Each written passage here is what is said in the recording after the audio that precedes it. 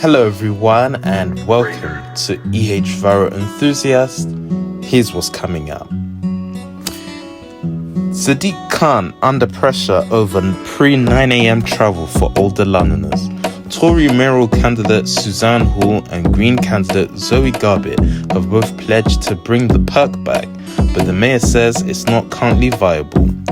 Also ahead, we take a look into the Silvertown tunnel as TfL confirms a spring 2025 opening. It is due to be announced this autumn of how much drivers will be charged for both the Silvertown and Blackwall tunnel from next summer. Then, overall bus capacity. There are now many more buses on the road and there are more options for some Londoners to travel to certain areas. Overall, Transport for London says there's been about a 3% uplift in passengers. Could London Bus Superloop help beat train strikes? The Standard podcast say this could be a new thing which they could look into during train strikes that could help passengers get around London efficiently and also alongside the Baker Loop, which has also been suggested by the Mayor of London, Sadiq Khan, if he gets re-elected on May the 2nd. And finally, London bus shelters get specifically special designed CCTV cameras in the bid to boost safety.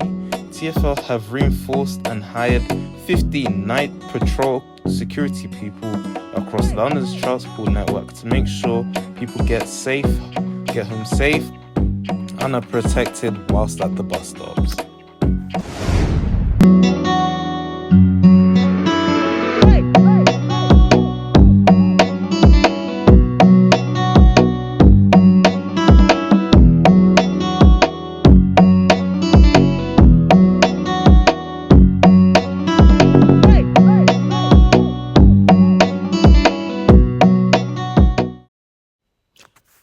Welcome to the program, everyone.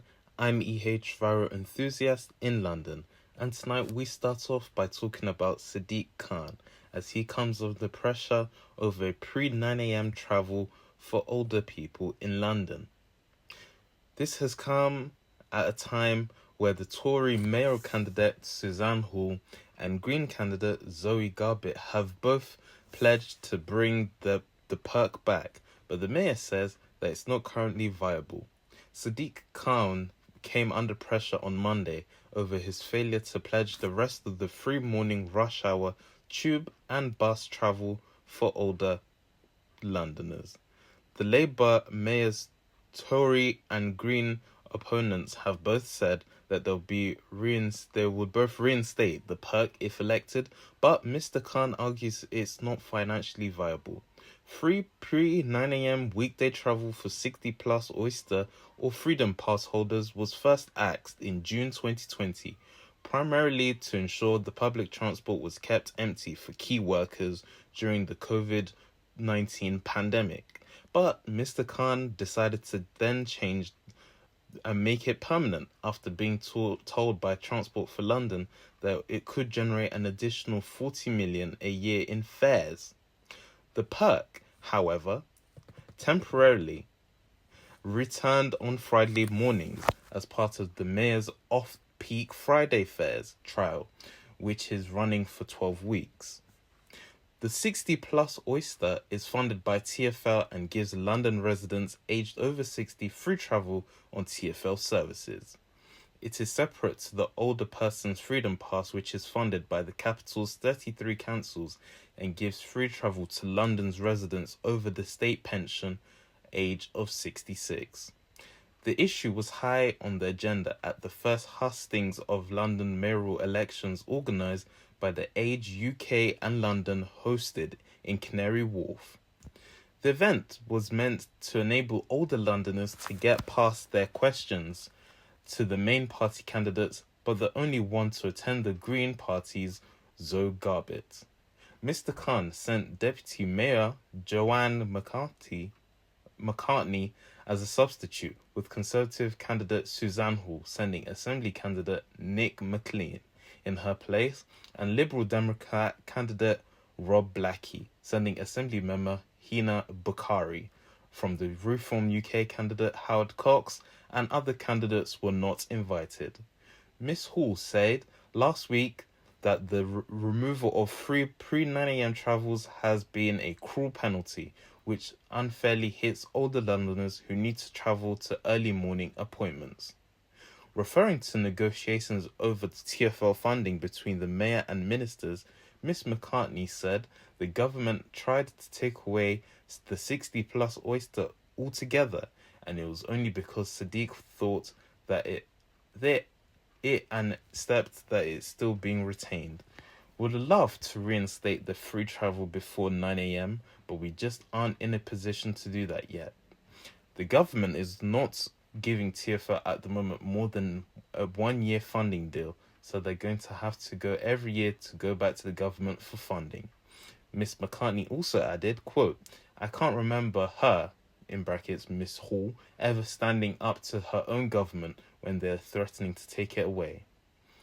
The Tory candidate reportedly plans to fund the pledge through savings in City Hall and TfL budgets, including reductions in staff with salaries of more than $100,000 a year. Miss Garbett says she didn't believe older Londoners should have to bear the brunt of money lost during the pandemic, and that she would reinstate this perk. "We think this is one of the most important priorities, and it's the most important one right now," she said. The Lib Dems' Mr. Blackie told The Standard that reinstating the benefit which partly he would likely to do to sort out this feasibility. And on top of this is what the Mayor of London, Sadiq Khan, had to say amongst all of it.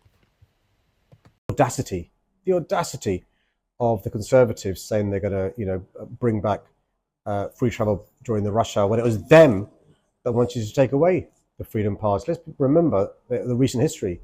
The Conservative government were forcing me to remove free travel for those above the age of 60 and below the age of 18. They refused to allow me to use any TfL money to keep that.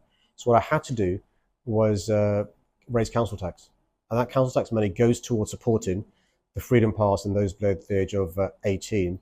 We couldn't bring it back for those below the time of 9:30 because that cost £40 million additional money, which we didn't have. So the idea that the Conservatives are now, saying that they will bring it back before 9:30 when they were against the Freedom Pass altogether. Had there been a Conservative mayor, there would no longer be a Freedom Pass. We'd be talking about it in the past tense. The only reason there is still a Freedom Pass that we can talk about is because of me standing up to the government. It's not something you think is feasible. It's not something you'll commit to. Well, I think the Conservatives have got to explain where they're going to find the additional £40 million in perpetuity from, but also they've got to explain why they didn't stand up for older people when I was fighting the government 2 years ago. The Mayor of London, Sadiq Khan, speaking there.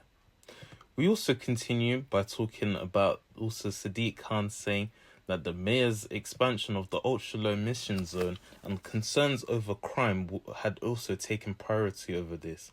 There was also anger over time over dockless hire bikes with concerns over irresponsible parking and riding on pavements. Mr. Blackie also then went to say this, quote, "Sadiq Khan has left TfL's finances in a mess, which inevitably means cuts to tube maintenance and more delays, so we have to fix that first."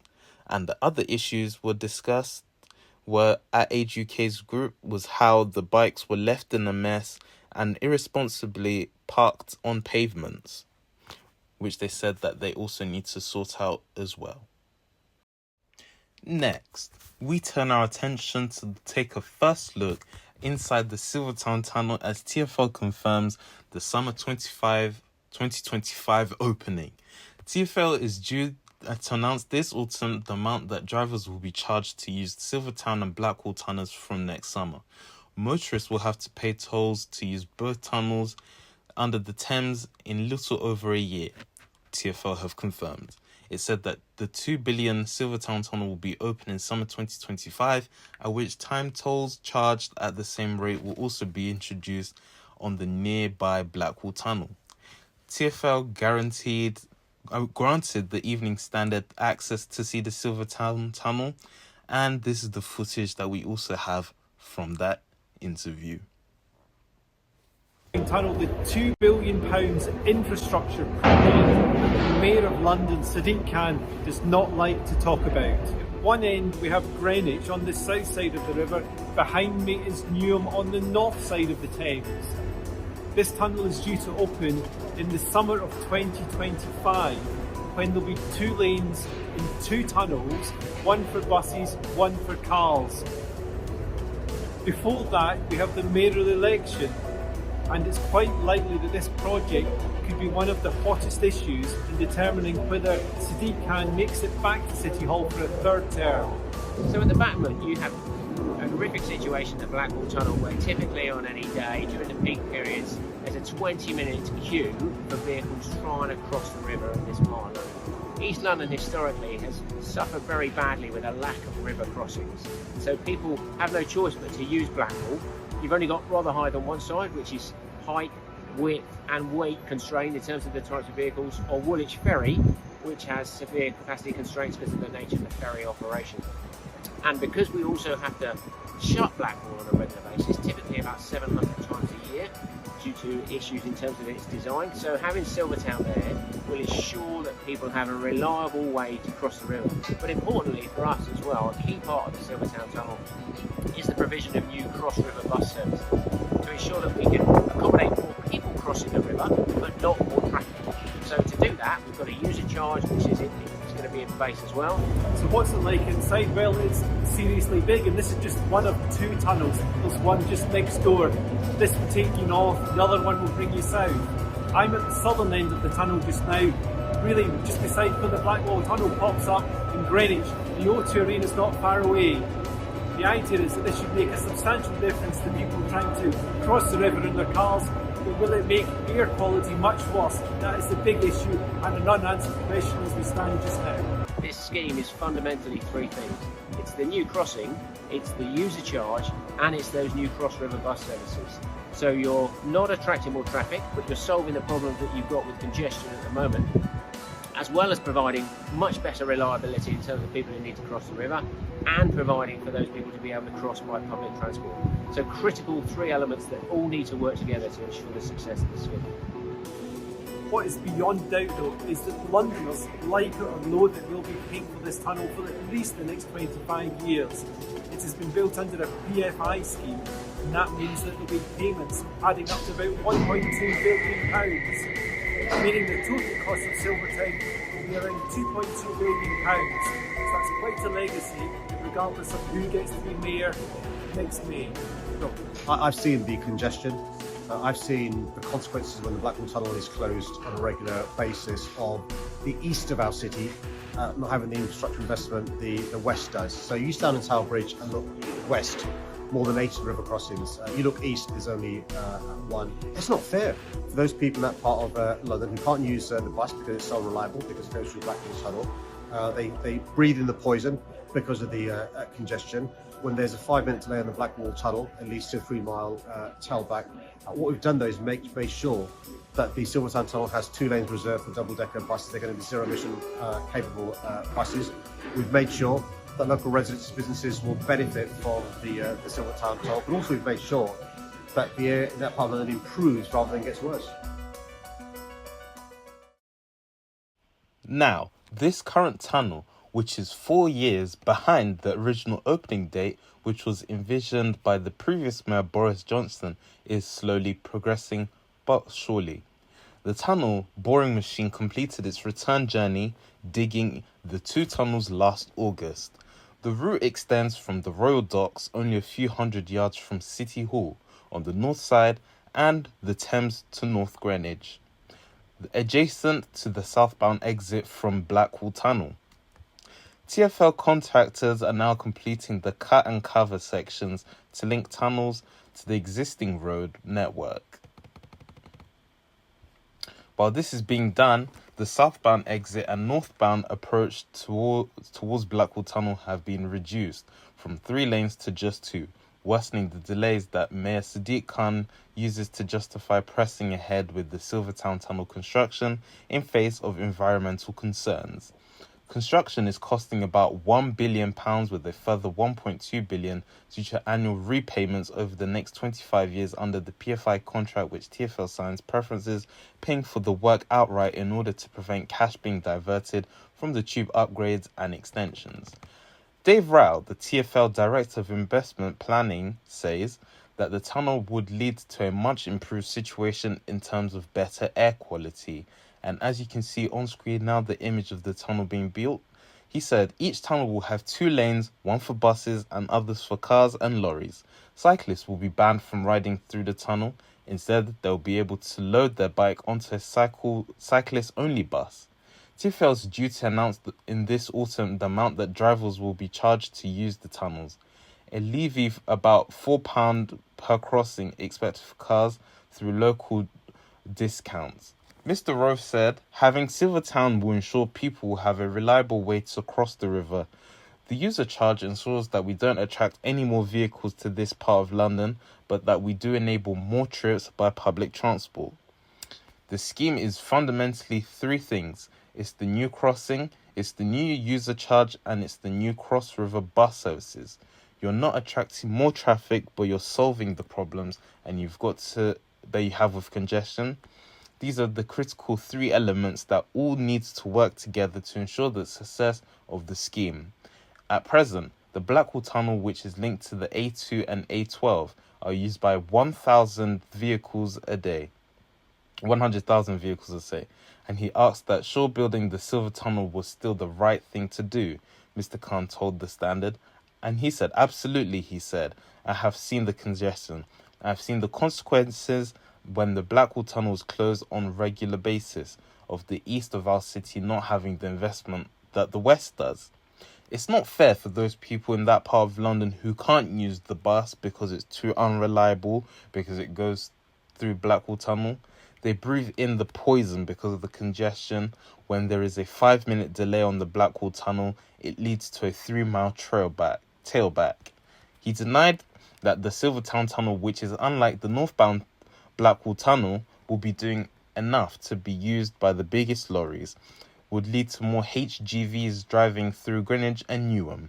There will be ULEZ compliant when it comes to HGVs, he said. We also know that most of the HGVs go around London because of the low emission zone.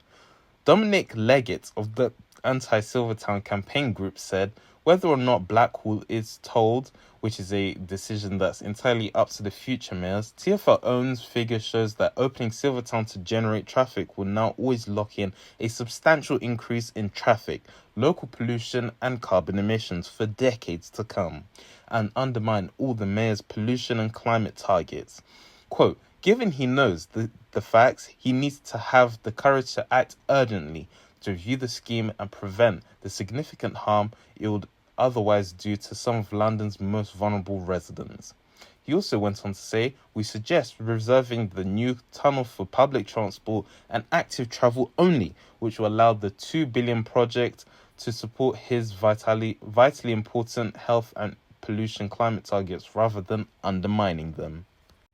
Next, we turn our attention to how could London's bus Superloop help solve train strikes in London. This was one of the standard podcast titles which we played for you and talked about also on this program previously. So here's the clip from the podcast and what they were talking about. Overall bus capacity. There are now many more buses on the road, and there are more options for some Londoners to travel to certain areas. Overall, Transport for London says there's been about a 3% uplift in passenger numbers, which London Superloop spans some 85 miles of road, just 30 miles shy of the M25's distance. Now a section of the capital's orbit bus network is being proposed as Labour Mayor Sadiq Khan says he'll add a route between Elephant and Castle and Lewisham if he's re-elected, dubbed the Baker Loop. But his Tory rival Suzanne Hall says Khan should focus on delivering a £10 billion Bakerloo line extension to Bromley, which is currently unfunded. It comes a fortnight after the completion of the express network, which saw the additions of the route SL2 linking Walthamstow North Woolwich, SL3 linking Thamesmead and Bromley North, and SL5 linking Bromley North with Croydon Town Centre, with the SL4 to come shortly next year in 2025 as the Superloop as the Silvertown tunnel is being built as of now. According to Transport for London, the Superloop now connects people using it with 310 other bus routes, 49 rail stations, and 23 different rail lines. Early journey data shows that almost half of all Superloop journeys involve an interchange with another mode of public transport.